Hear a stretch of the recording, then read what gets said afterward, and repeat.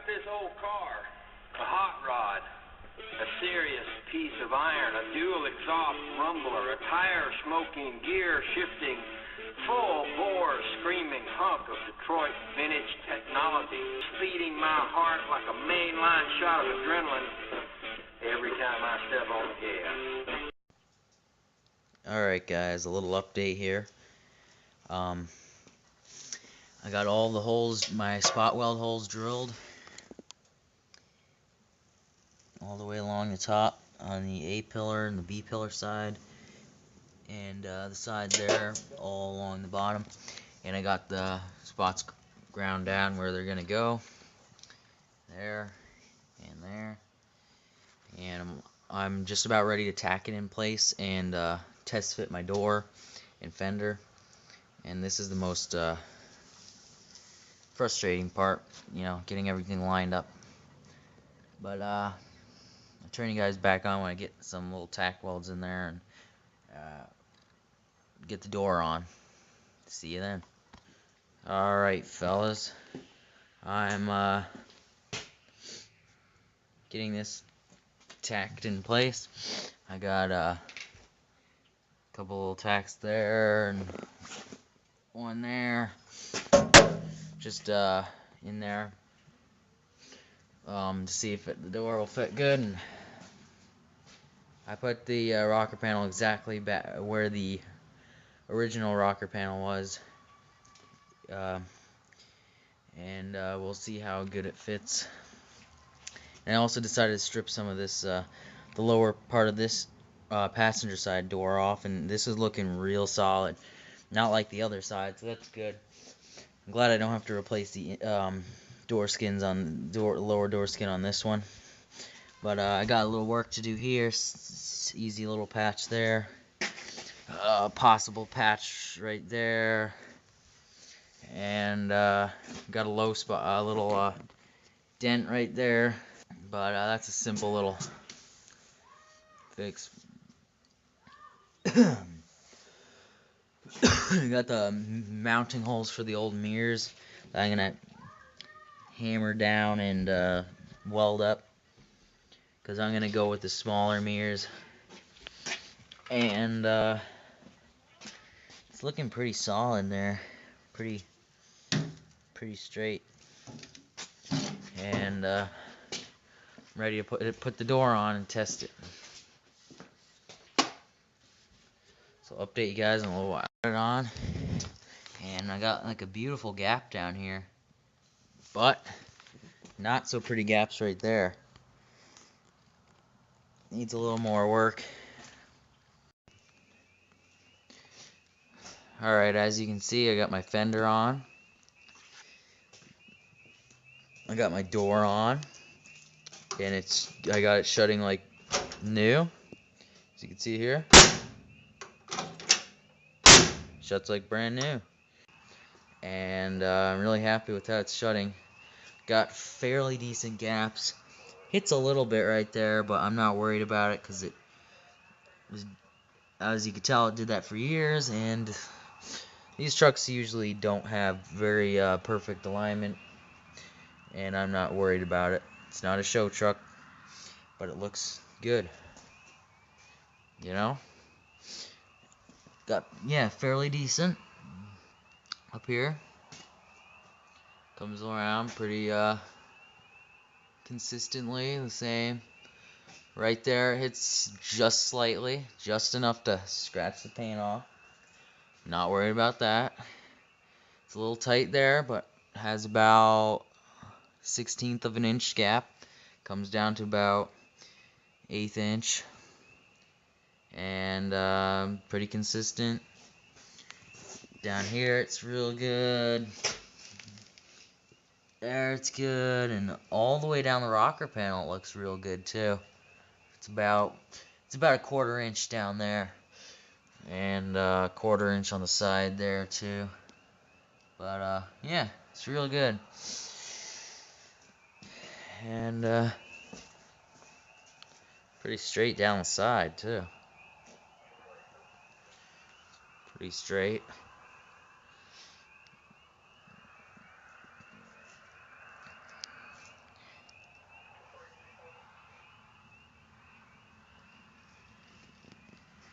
pretty good. And as you can tell, it's in the exact same place. You can tell by where the marks are, where the trim was.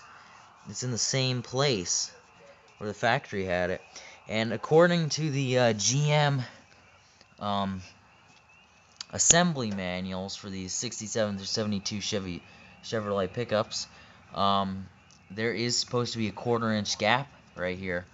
So surprisingly, I actually did get that gap up to specs, which I wouldn't be too worried about it if I didn't, but we actually do got about a 1/4-inch gap there. So that's pretty cool. A little bonus there. It's exactly stock. So the other side, however, has got like an 1/8 inch gap.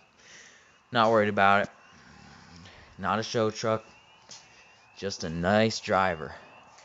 So yeah, looks good there. Rocker panel, all intact there. Put a couple more tacks in there because I know it's in the right position, but it's not fully welded because I want to line the cab up, corner up first.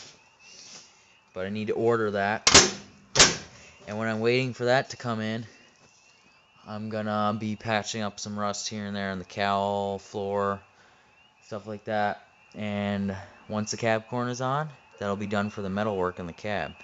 So I'm really excited about that, not including the doors, but the cab itself.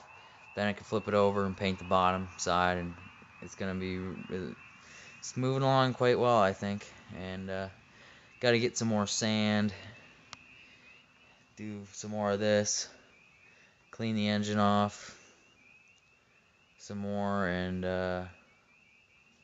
we'll see.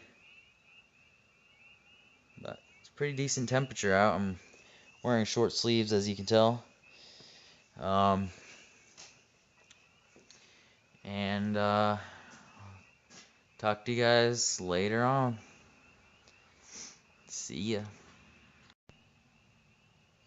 Saw a really cool Firebird today, but I didn't have my camera. Sounded really good. Really nice. Probably had a 350. Sounded like it had Flowmasters on it or something. It was really sounded good. But I didn't have my camera, unfortunately. And I got this. It was on sale. Just a cheaper one. It's just a cheaper one. Nothing fancy, just something I can use to paint the frame and do some painting on there, primer.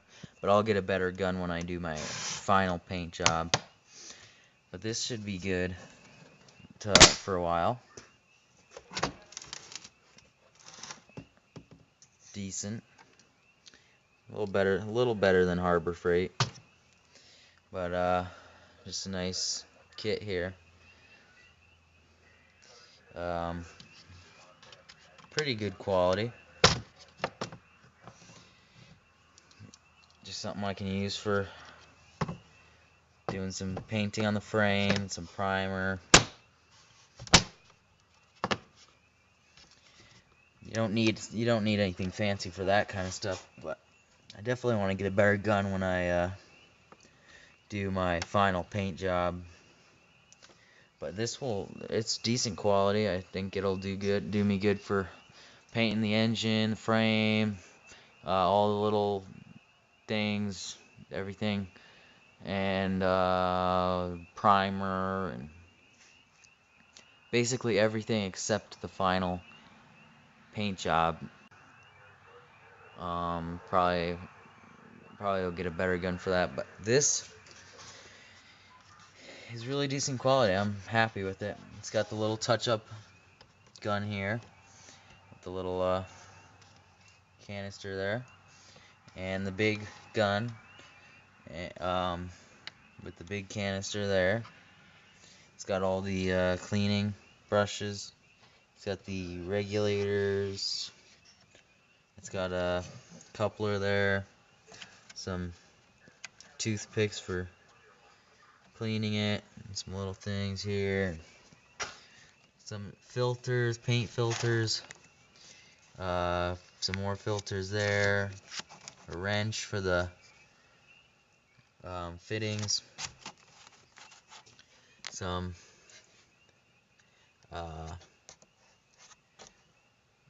thread sealant tape.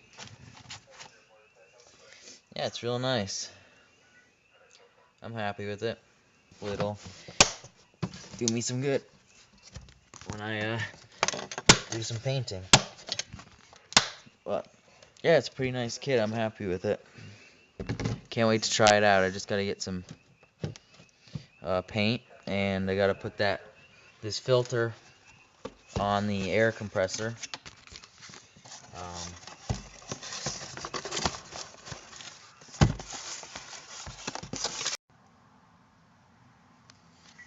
Alright guys, this is looking really good.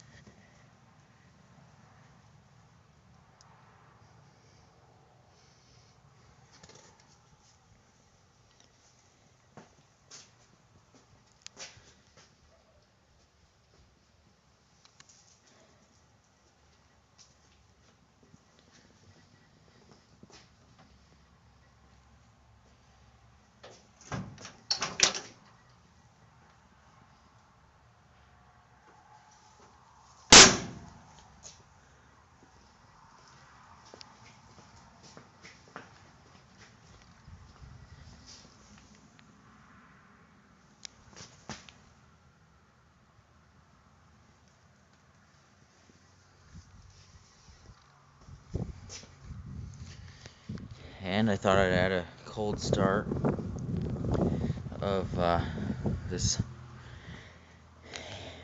80 John Deere 111. 1980 John Deere 111. So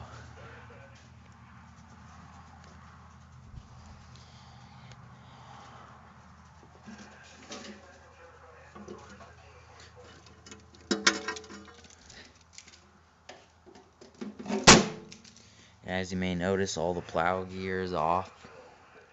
Real nice out there.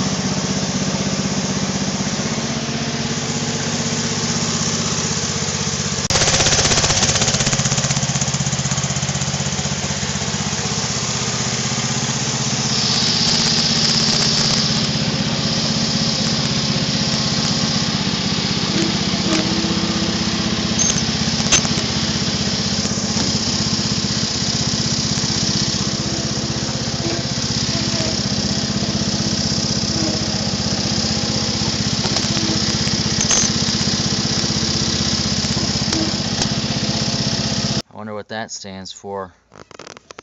Heavy Chevy, I suspect. Chevrolet, building a better way to see the USA.